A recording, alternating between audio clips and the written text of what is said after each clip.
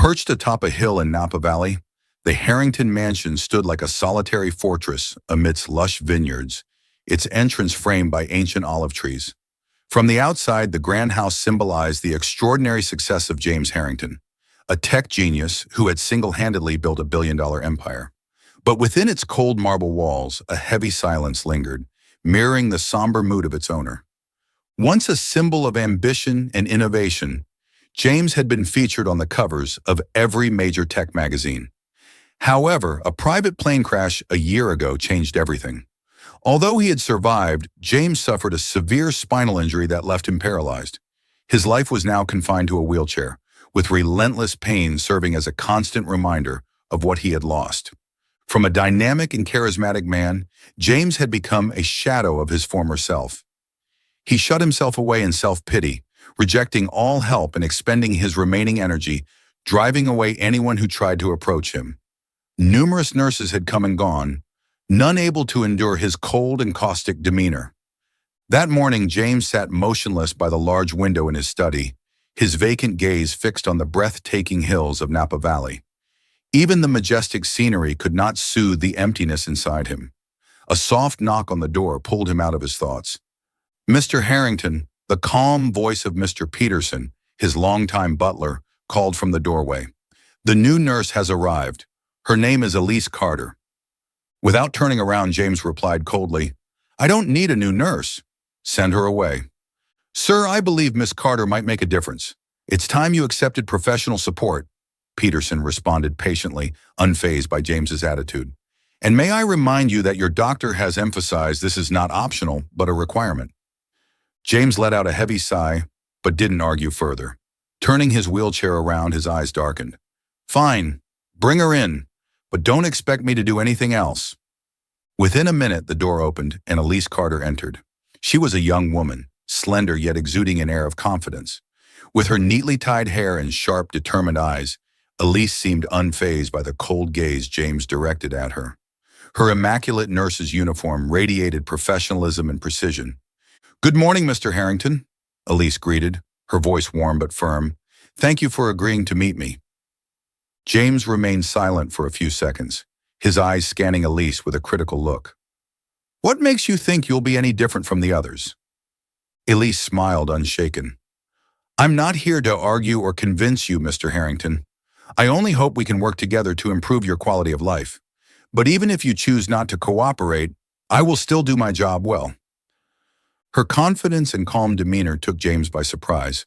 Instead of lashing out as he usually did, he merely smirked. "Let's see how long you last." Elise nodded, unfazed by his hostility. "I'll start setting up the therapy equipment now. We can discuss the plan when you're ready." As Elise left the room to prepare, Peterson approached James with a subtle smile. "I have a feeling she won't give up as easily as the others, sir." James didn't respond, his gaze following Elise's confident stride. Part of him felt irritated, but a long-forgotten part, buried deep beneath layers of bitterness, felt a twinge of curiosity.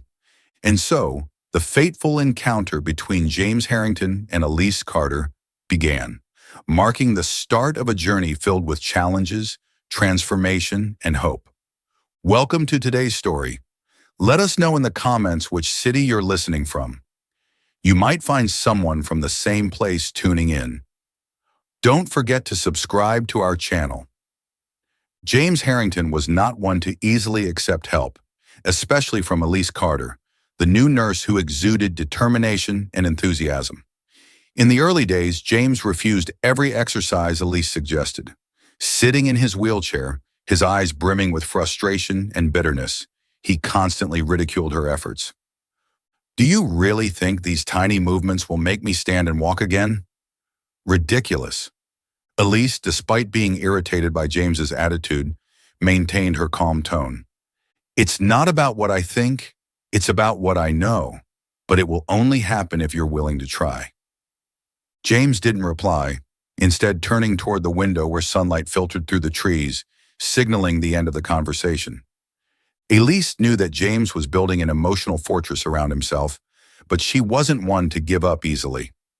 Every day she visited him, patiently laying out the therapy plan and persistently encouraging him to participate.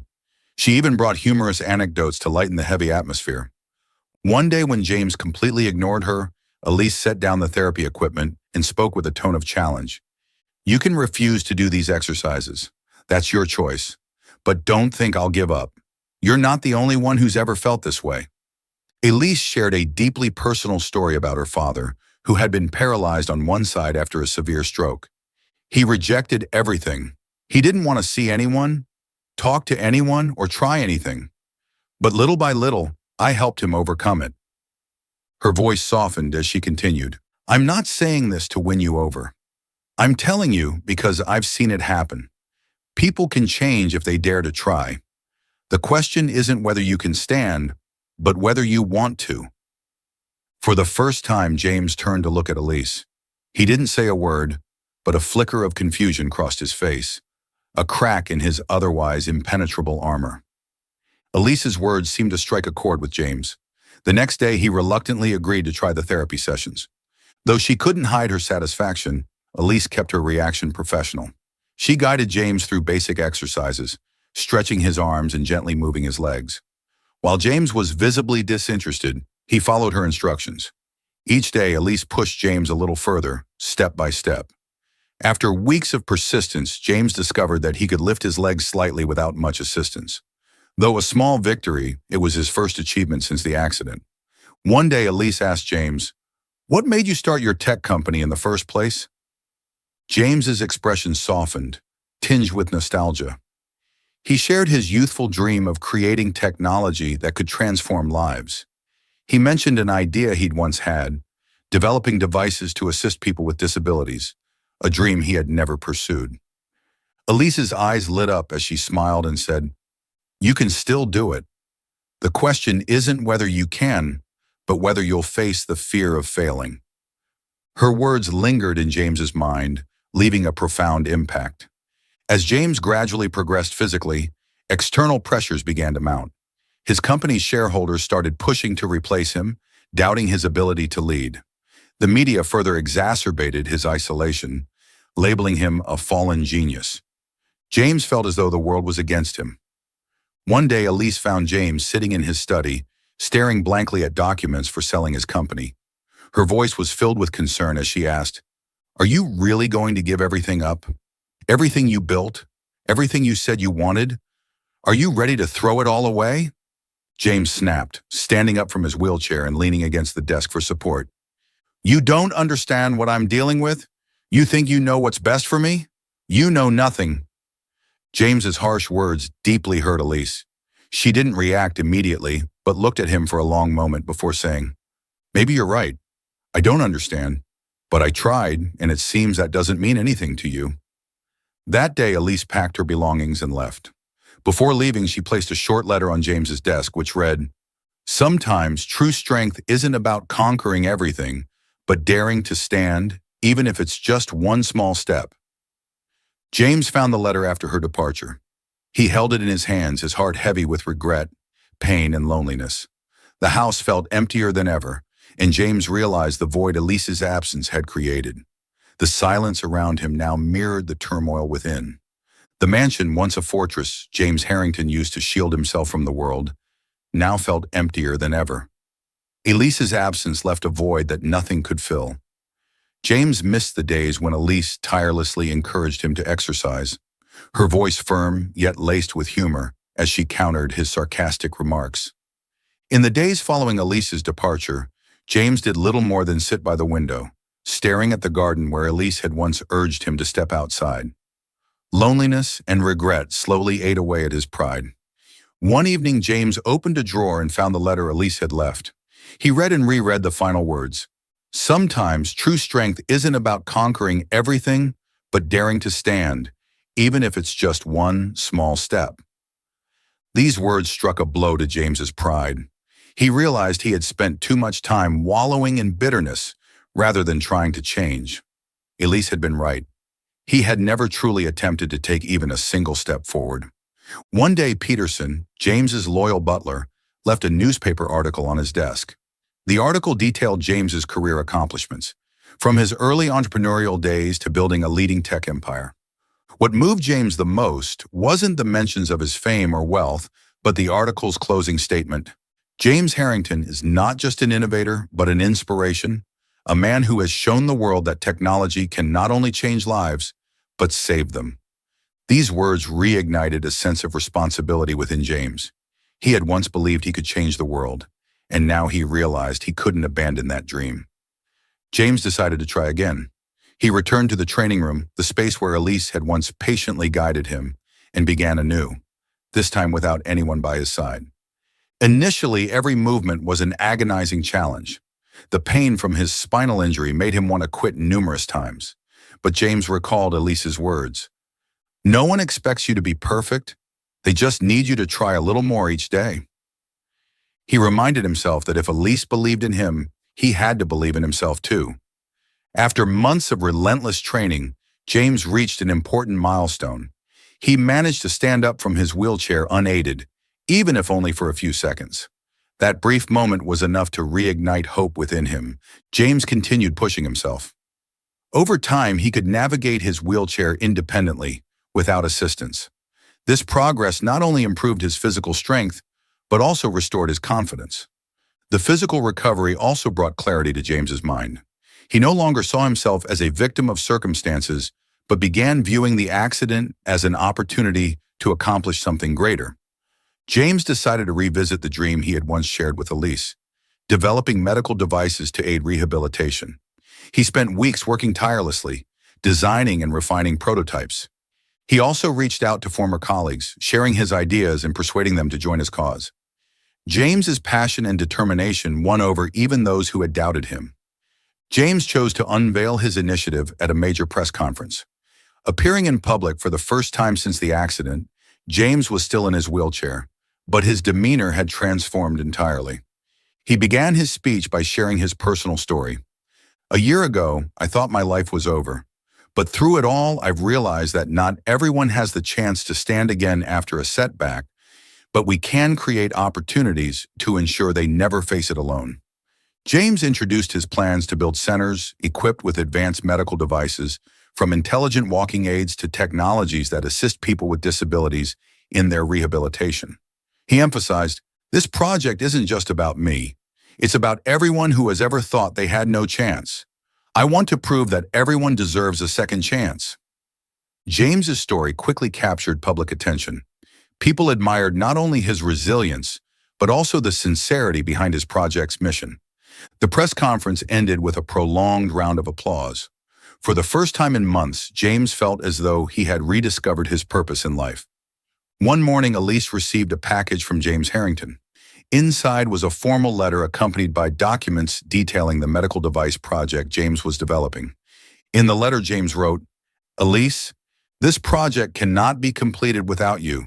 You helped me regain the strength to stand, and I believe that with your help, we can change many lives. I don't just need a nurse, I need a partner who understands the heart and mind of this project. James Harrington. Elise set the letter down, her heart overwhelmed with emotion. She knew she had left because of the hurt, but now James had changed. She decided to accept his invitation. Elise arrived at the project's office where James was waiting for her. When she entered the meeting room, she saw James skillfully maneuvering his wheelchair without assistance. James, she exclaimed, unable to hide her surprise. James stopped, smiling warmly at her. Elise, thank you for coming. Seeing you here makes everything feel right again. Elise looked at him, both moved and proud. You've come so far since the last time we met. I'm truly happy for you. James nodded, gratitude shining in his eyes. I couldn't have done it without you.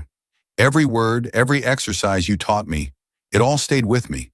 And I need you to help me complete this project, not just as a nurse, but as a true partner. Elise, touched by James's sincerity, couldn't refuse. All right, she said, I'll help you. From the day Elise returned, they spent most of their time working together at the project center. Elise was responsible for ensuring that the medical devices met patients' needs, while James focused on technological innovations. They often had lively discussions about optimizing designs and treatment processes. During these moments, James saw Elise not only as an excellent collaborator, but also as someone who shared a deep connection with his thoughts and spirit. One time, while reviewing the design of a walking aid, Elise laughed as she watched James meticulously adjust every tiny detail. You used to say you didn't care about minor details, and now here you are, measuring every millimeter, she teased. James smiled warmly, his eyes soft. I've learned from you that sometimes the smallest things make the biggest difference. When work paused, they often spent time talking outside the center.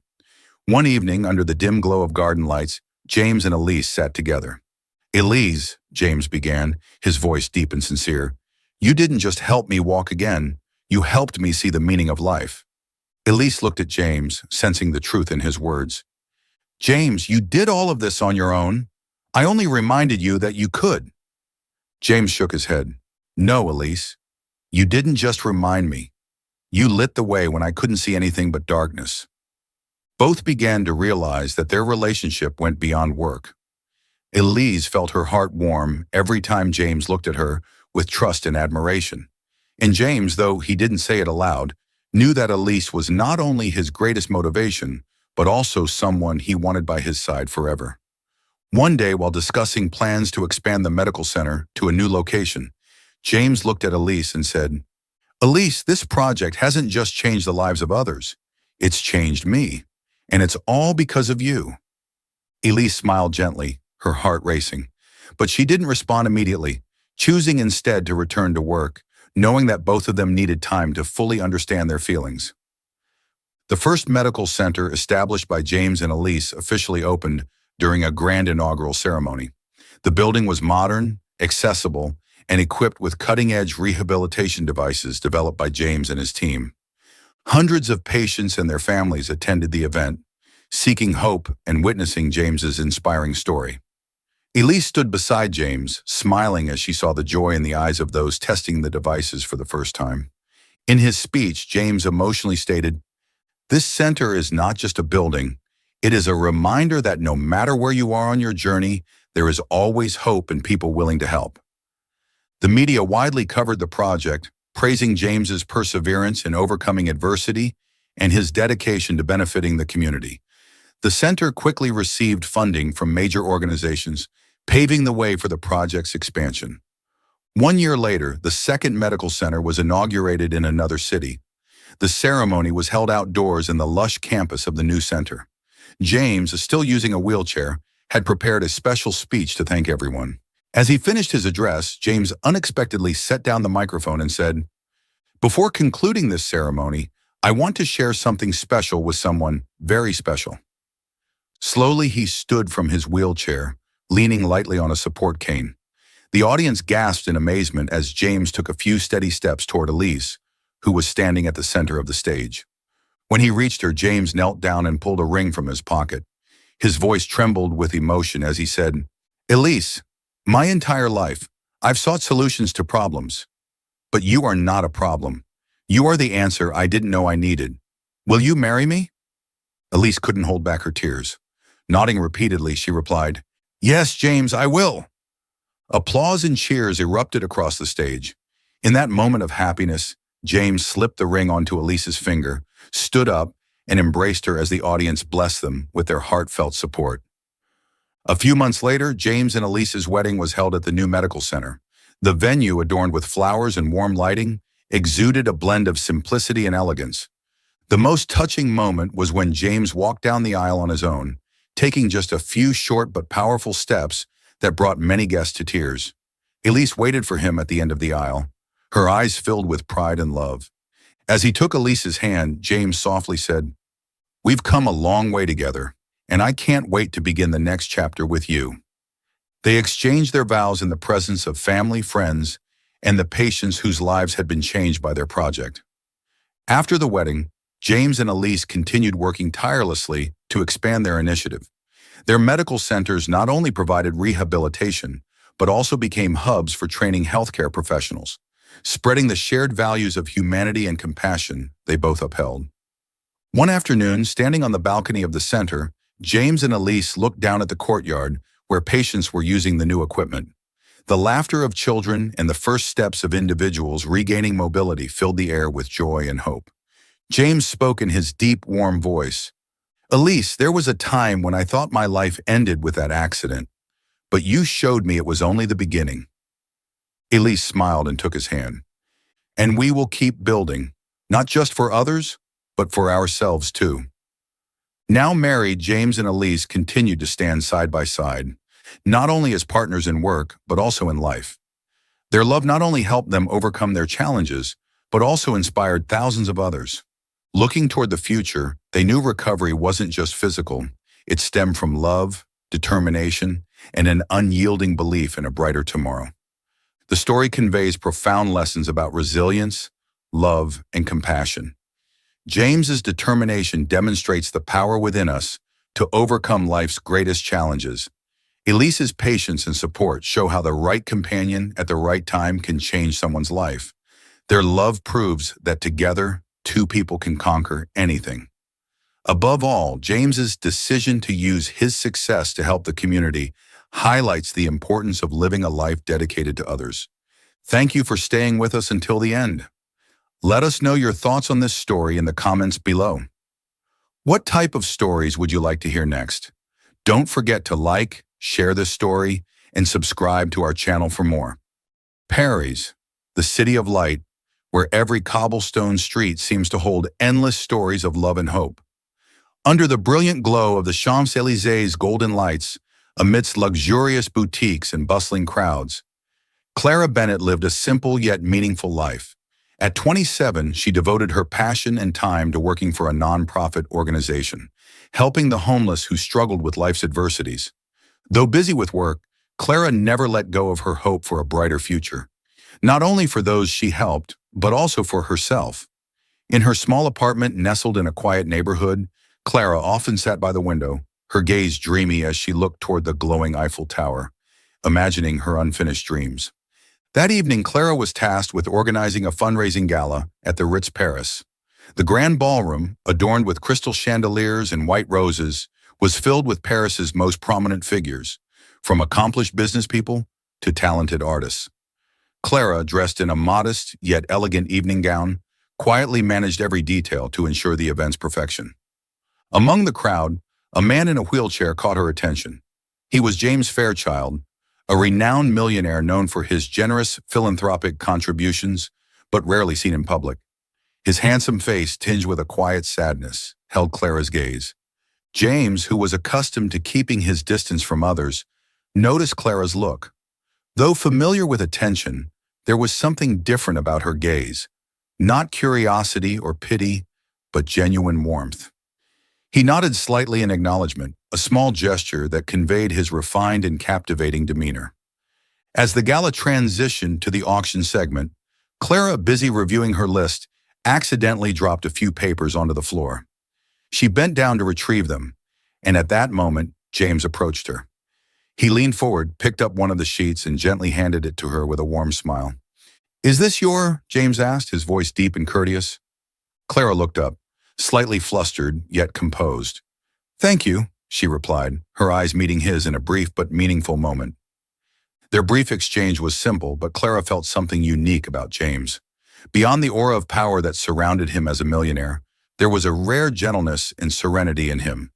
James, who had long built walls around himself, was unexpectedly moved by the connection he felt with the young woman. Amidst the opulence, Clara's sincerity and simplicity touched him in a way he hadn't anticipated. That evening, as Paris's lights twinkled outside his hotel window, James sat quietly in his luxurious suite. Clara's image, her warm smile and the passion in her eyes, lingered in his mind.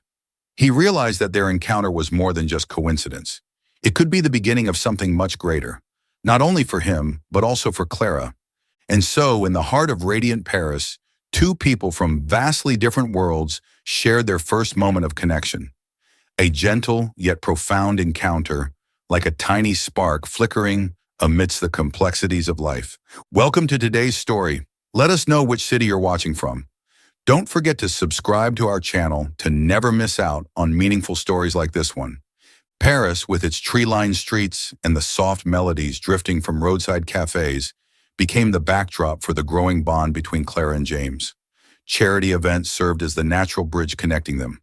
Clara, with her dedication and compassionate heart, stood out amidst the glittering lights and opulent attendees. James, though a discreet presence, found himself drawn to her enthusiasm and genuine care for others.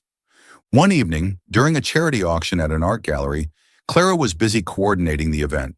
She noticed James seated quietly in a corner, his gaze contemplative as he watched the crowd. However, when an elderly guest approached to greet him, Clara realized something was amiss. James's wheelchair seemed to have malfunctioned, leaving him unable to move, and no one around seemed to notice. Without hesitation, Clara stepped forward. "James, are you all right?" she asked, her voice gentle yet filled with concern. James looked up, his eyes revealing a hint of surprise. "The wheelchair is stuck. I can't move," he admitted, his tone calm but tinged with a trace of discomfort. Clara crouched down to inspect the issue and quickly adjusted the wheel. "It's just a minor glitch," she said with a reassuring smile. Once everything was fixed, she gave the wheelchair a gentle push to help him out of the predicament. "You're good to go now." James looked at her, and for the first time, a genuine smile lit up his face, a rare occurrence. "Thank you, Clara. Not everyone notices these little things." "Taking care of others is what I do," Clara replied, though she felt an inexplicable joy seeing him at ease.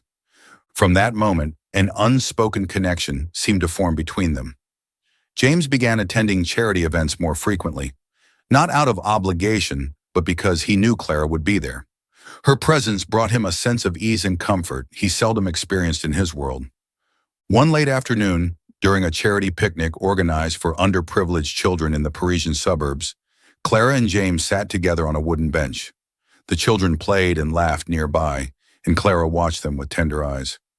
"Do you do this work purely for joy, or is there another reason?" James asked, his gaze fixed on her. Clara turned to him, smiling. "Both. I grew up in a family that wasn't wealthy, but my parents always taught me to help those less fortunate. It became a part of who I am. And I also have my own dreams, even if they seem small." James raised an eyebrow, intrigued. "What dreams?" Clara's eyes lit up as she spoke. "I want to open a support center for the homeless, a place where they can find not just food, but hope and skills to rebuild their lives." James remained silent for a moment, taking in the passion in her words. "That's not a small dream, Clara. It's ambitious and noble." She chuckled softly, her cheeks tinged with a hint of blush. "What about you, James? What makes you happy?" He paused, his eyes drifting toward the horizon. "I'm not sure I've ever truly been happy," he admitted. "My life has been contracts, meetings, and parties I didn't want to attend. I have everything, yet nothing truly meaningful." Clara listened quietly, sensing the deep loneliness behind his words. "Maybe you need to find something, or someone, that makes life meaningful," she suggested, her gaze filled with sincerity.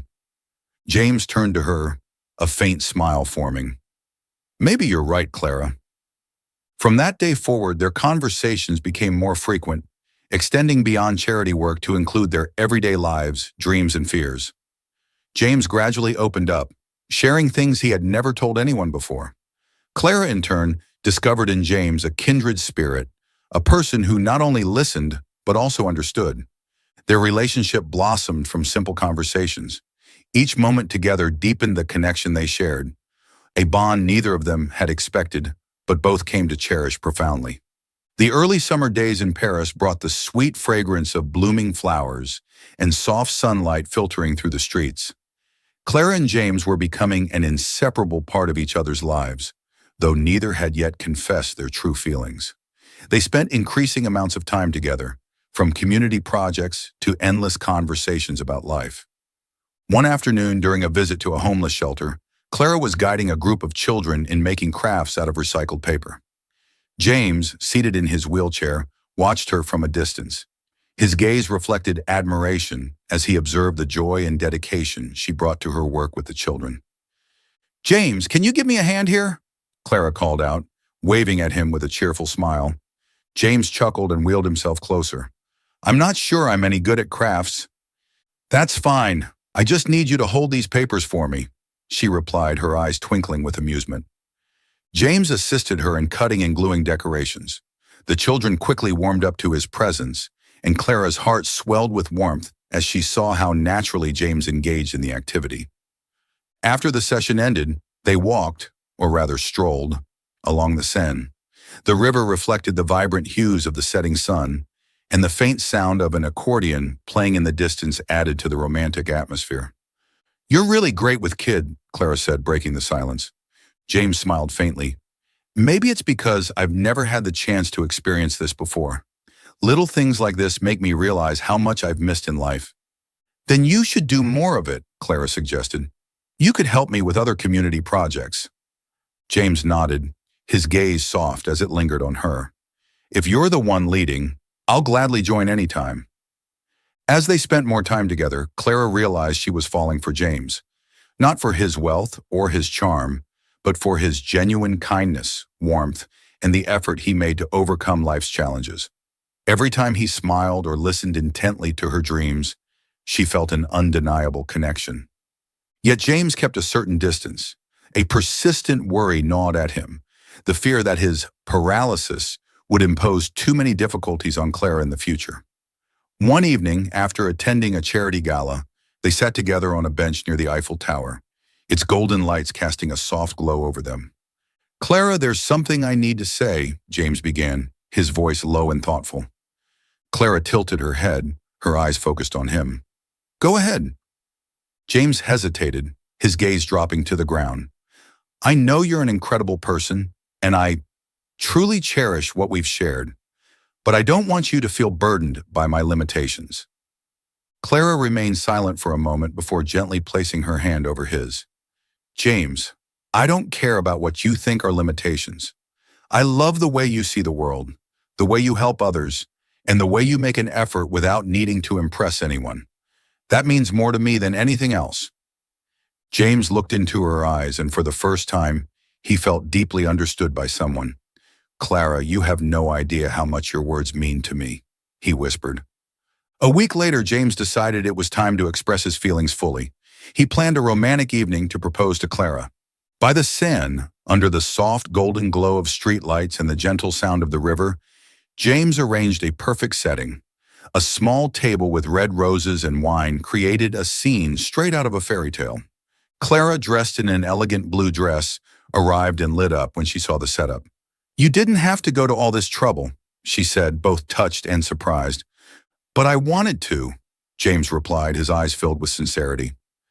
After dinner, James gathered his courage. He gently took Clara's hand, his gaze steady and filled with emotion. "Clara, you've changed my life in ways I never imagined. You make me feel alive, like I can be my true self. I want to spend the rest of my life making you happy." He pulled out a small velvet box, revealing a sparkling diamond ring inside. "Clara Bennett, will you marry me?" Clara placed her hand over her mouth, her eyes brimming with tears. She looked at James, her heart overflowing with love and gratitude. "James, I never thought I'd find someone like you," she said, her voice trembling with emotion. "Yes, I will." James smiled, a radiant smile that rivaled the lights of Paris that night. He slipped the ring onto her finger, and they embraced tightly. Applause broke out in the distance. Passers-by along the Seine had quietly witnessed the magical moment. That night, as the Paris lights shimmered on the water, they knew this wasn't just the start of a relationship. It was the connection of two souls overcoming barriers and finding true meaning in each other. In the days leading up to the wedding, Clara found herself more anxious than ever. The dazzling lights of Paris seemed incapable of easing the unease in her heart. Whispers from friends, family, and even passing acquaintances cut into her like sharp blades, reaching the deepest corners of her thoughts. "Clara, are you sure about this?" her mother asked one evening, sitting at the kitchen table, her gaze serious. "James is a good man. I won't deny that. But you have to think about the future. Someone like him. Can he truly give you a happy and fulfilling life?" Clara lowered her head, feeling that her mother's words were both right and wrong. "I love James for who he is, not for his circumstances," she replied, though her voice betrayed a hint of doubt. Even her best friend Emily, who had always supported her, began to raise concerns. "Clara, have you thought about this long term? I just want to make sure you won't regret this." These words lingered in Clara's mind, gnawing away at her confidence. She couldn't stop questioning herself. Would she be strong enough to face the challenges ahead? Could love truly overcome every obstacle, as she had once believed? James, though he didn't speak of it, sensed the growing distance between them. During their recent meetings, Clara's smiles had become rarer, and her gaze often seemed lost. He knew it was time to reveal the truth he had kept hidden for so long. One late evening, James invited Clara to his mansion. The large room was warmly lit, casting a gentle glow that contrasted with the tension hanging in the air. Sitting in his familiar wheelchair, James looked at Clara with a mix of apprehension and resolve.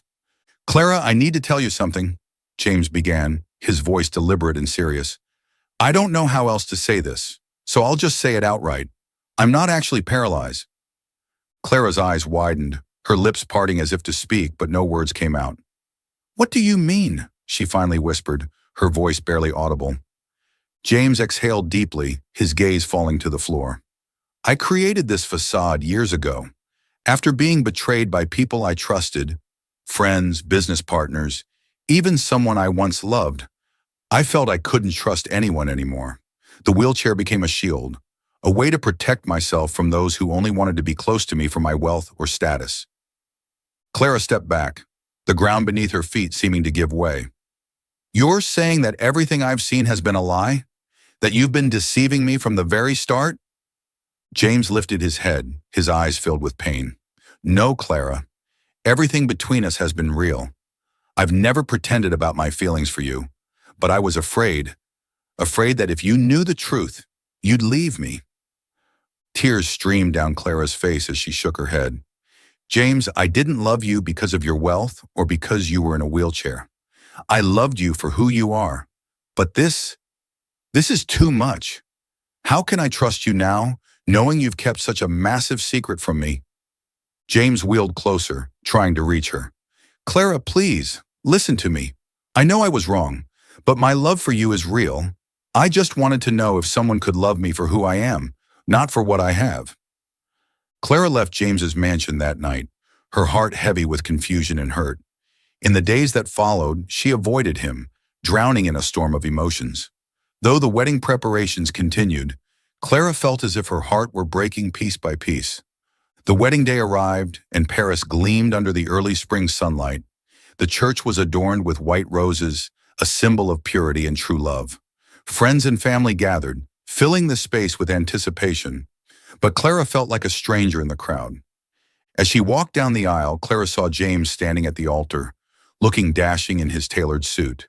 His eyes followed her every step, filled with love and remorse. Yet in Clara's mind, the questions about truth and deception swirled relentlessly. As the priest began to recite the vows, James suddenly interrupted. "Wait," he said, his voice cutting through the silence of the room. "Clara, I can't let you step into this marriage without being absolutely certain. I know I've hurt you, and if you need more time, I'll wait. But I need you to know that I love you more than anything in this world." Clara stood frozen, tears streaming down her face. Her heart felt torn in two. She looked at James, the man she loved, but also the man who had deceived her. Unable to bear it any longer, she turned and ran out of the church, her heels echoing in the hushed space. James could only watch, despair etched on his face. He knew he had shattered Clara's trust, and now all he could do was wait, hoping that their love might withstand this trial. Clara stood outside the church under the brilliant Paris sunlight, but her heart felt cold. She didn't know what to do next. Could she forgive James and rebuild their relationship? Or was this the end of their love story? Are you still following their story? Let us know your thoughts in the comments. Your feedback is invaluable to us. James Fairchild sat alone in his vast office, the soft glow of his desk lamp illuminating the unfinished paperwork strewn across the desk. The quiet within his grand mansion felt suffocating, a reminder that Clara was no longer there, that she had left him because of a lie he once believed necessary to protect his heart. He couldn't stop blaming himself. Memories of the happy moments he shared with Clara replayed incessantly in his mind, each thought accompanied by the haunting image of her tearful, disappointed eyes on their would-be wedding day. How could she ever trust me again, James wondered, but no answer came. During this time, Clara had retreated to her small apartment in Paris. Days passed in a shroud of silence as she ignored James's calls and messages. She needed time to think. Did James truly love her, or had their entire relationship been a manipulation? Deep down, she knew that James's love for her was real. His eyes, his gestures, the sincerity in his actions had never felt like a lie. But the deception still weighed heavily on her heart. Determined to make amends, James sought ways to atone for his mistakes. He repeatedly asked his assistant to reach out to Clara, but she declined every attempt. With no other options, he turned inward, determined to confront his own shortcomings. He began attending therapy sessions, something he had avoided for years. Through these sessions, James came to understand that his lie had not protected his heart. It had isolated him and hurt the one person he truly cared for. James resolved to take a bold step to earn back Clara's trust. He decided to host a grand charity gala, not just to raise funds, but also to publicly admit his wrongdoing. He knew this event could be his last chance to prove his sincerity. That evening, the Ritz Paris sparkled under the glow of chandeliers, its grandeur reflecting the anticipation of all the distinguished guests in attendance. Philanthropists, business leaders, and influential figures filled the grand hall, eager to see what the elusive James Fairchild had planned. Behind the curtains, James adjusted his perfectly tailored black suit, his hands trembling slightly as he took a deep breath. This wasn't just another public appearance. It was a moment of reckoning. He was about to lay his soul bare, to Clara, to the public, and to himself. When the MC introduced him, James stepped onto the stage. But it wasn't his speech that stunned the audience. It was the sight of him walking unaided, his steps steady across the polished wooden floor. Gasps rippled through the hall like a wave. "Is he walking? I thought he was paralyzed. How could this be? Was it all a lie?" James paused in the center of the stage, the bright lights casting a spotlight on him. His gaze swept over the crowd, their faces a mixture of confusion, shock, and curiosity. He raised a hand, silently asking for quiet, and the murmurs gradually subsided. "Ladies and gentlemen," James began, his voice calm yet tinged with emotion. "I know many of you are wondering why I am walking tonight when I have spent years confined to a wheelchair. You have every right to question me, and tonight I intend to give you the truth." The audience hung on to his every word, the room so silent that even a whisper could have been heard. "The truth is simple," James continued, his voice faltering slightly. "I am not actually paralyzed. I have lived with a lie I created to protect myself. After years of betrayal and heartache, I used the wheelchair as a shield, a way to guard myself from those who sought to take advantage of me, to use me for my wealth and status." He paused, his eyes scanning the audience, then landing on a familiar figure at the back of the hall. Clara stood there, her face a mix of disbelief and pain, her eyes shimmering with unshed tears. "But the worst thing this lie has done," James continued, his voice breaking, "is hurt the woman I love more than anything in this world. Clara Bennett." He took a shaky breath and directed his words toward her, his eyes pleading. "Clara, I know I don't deserve your forgiveness. I know I've shattered your trust. But I need you to know that my love for you is real. Every moment we shared, every word I said to you, it was all from my heart. And tonight I stand before everyone to say that I was wrong, and I will spend the rest of my life making it right if you'll let me." The room remained silent, the weight of James' confession sinking into every corner. Some guests exchanged glances, moved by his vulnerability, while others turned their attention to Clara, awaiting her response. Clara took a tentative step forward, her heels clicking softly against the marble floor. Each step brought her closer to the stage, to James. The crowd parted as she approached, their whispers hushed. When she reached the edge of the stage, James stepped down to meet her, his eyes locked onto hers, filled with a mixture of love and hope. "James," Clara began, her voice trembling as tears streamed down her face. "You hurt me more than I ever thought possible. You broke my trust." She paused, her chest heaving with emotion. "But I can't deny that what we have, is real. Your lie doesn't erase the love we shared. But if we're going to move forward, we need honesty, complete honesty." James nodded, his voice steady despite the tears brimming in his eyes. You have my word, Clara. No more lies, no more walls. I just want a chance to show you how much I love you. The crowd erupted into applause as Clara placed her hand in James', her expression softening as she whispered, "Then let's try again." The tension in the room dissipated, replaced by a collective sense of relief and joy. That night, James and Clara didn't just find their way back to each other. They proved that love, when built on honesty and vulnerability, could withstand even the deepest wounds. Their journey wasn't over, but they had taken the first step toward healing, together. The night in Paris shimmered with the warm glow of golden lights. Clara stood by the Seine, the place that had witnessed James's proposal. She gazed at the water, its surface reflecting the soft moonlight, her emotions a tumultuous mix of anger, love, and hope. She knew that tonight's meeting would decide the future of their relationship. Behind her, James approached with steady but cautious steps. Seeing him walking, no longer confined to his wheelchair, felt both unfamiliar and familiar. He stopped a few feet away, his eyes filled with remorse. "Clara," he called softly, his voice trembling with sincerity. Clara turned to face him. Their eyes met, and for a moment, time seemed to stand still. "James," she began, her tone calm but resolute, "I need to know if you truly understand the gravity of your mistake."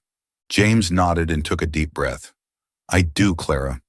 I used lies to protect myself, but in doing so, I hurt the one person I love the most.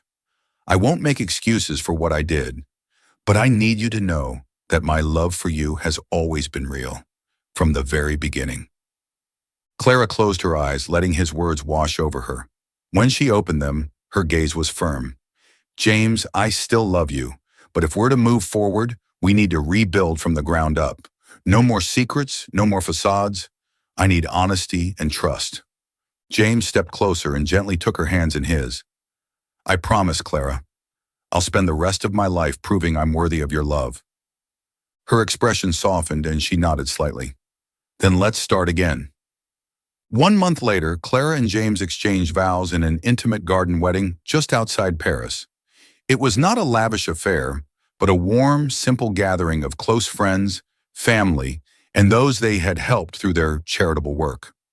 Clara wore a minimalist white dress, her hair elegantly pinned back, exuding natural beauty. James, in a navy blue suit, couldn't hide his joy as he watched her walk down the aisle, adorned with scattered flowers. His eyes never left hers, brimming with love and gratitude. When Clara placed her hand in his, James whispered, "You're even more beautiful than I ever imagined." Clara smiled, her eyes reflecting the trust they had rebuilt. During their vows, James's voice cracked with emotion.